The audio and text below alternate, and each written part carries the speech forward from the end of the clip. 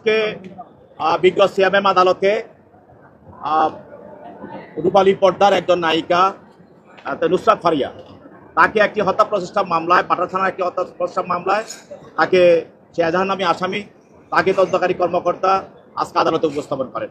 আপনারা জানেন যে সে থাইল্যান্ডে পালিয়ে যাওয়ার সময় সাধারণ আন্তর্জাতিক বিমানবন্দরে তাকে আটক করা হয়। সেখান থেকে এই পাটরা থানা নেওয়া হয়, সেখান থেকে আদালত তাকে নিয়ে আসা হয়। তার বিরুদ্ধে অভিযোগ হলো যে সে ফ্যাসিস্টের একজন অন্যতম সহযোগী।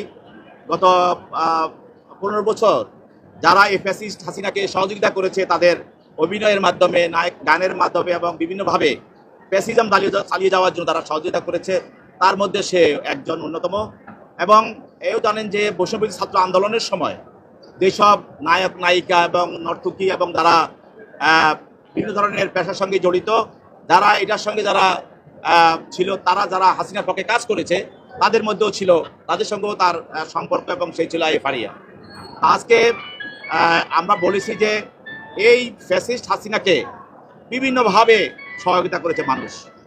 কেউ তার বক্তব্য দ্বারা সহায়তা করেছে, কেউ তার গান দ্বারা সহযোগিতা করেছে, কেউ তার অভিনয় দ্বারা সহযোগিতা করেছে, কেউ তার ফুটবল খেলা দিয়ে সহযোগিতা করেছে, কেউ তার ক্রিকেট খেলা দিয়েও সহযোগিতা করেছে।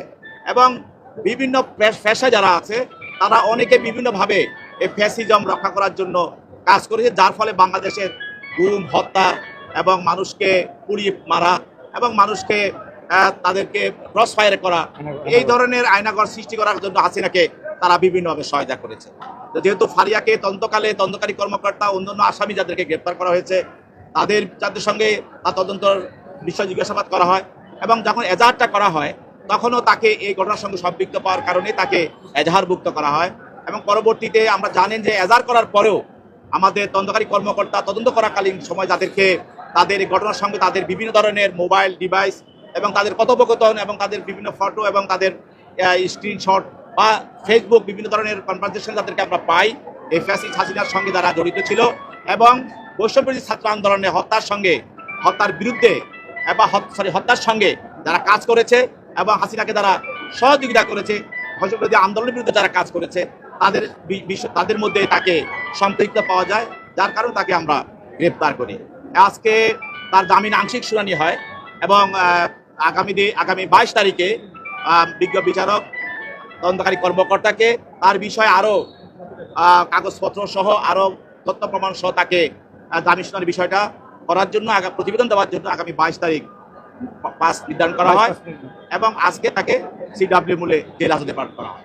আপনি বলছেন যে সে পালিয়ে যেতে চেষ্টা করে, তার আইনজীবী বলছে যে 5 আগস্টের পর সে বেশ কয়েকবার বিদেশে গিয়েছে এবং দেশে ফিরেছে, সে পালিয়ে যাওয়ার চেষ্টা করছিল না। এই বিষয়টাকে আপনারা কিভাবে দেখছেন?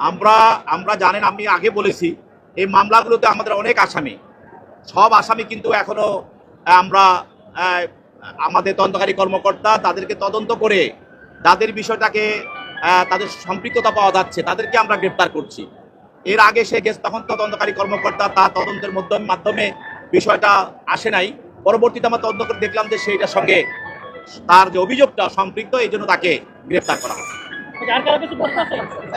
বলছি যে বাংলাদেশের মানুষ এবং শিল্পী, খেলোয়াড় বা অভিনয় শিল্পী বিভিন্ন তাদেরকে অনেকে পছন্দ করে, কিন্তু তারা জনগণের এই ভালোবাসাটাকে অপব্যবহার করে তারা ফ্যাসিস্টের সঙ্গে হাত মিলিয়ে ফ্যাসিস্টকে সহযোগিতা করে। যেসব জনগণ তাদেরকে ভালোবেসেছিল ওদের বিরুদ্ধে তারা দাঁড়িয়েছে এবং তাদেরকে হত্যা করার জন্য, তাদেরকে ক্রস ফায়ার দেওয়ার জন্য, তাদেরকে রাজনীতি বিচ্ছিন্ন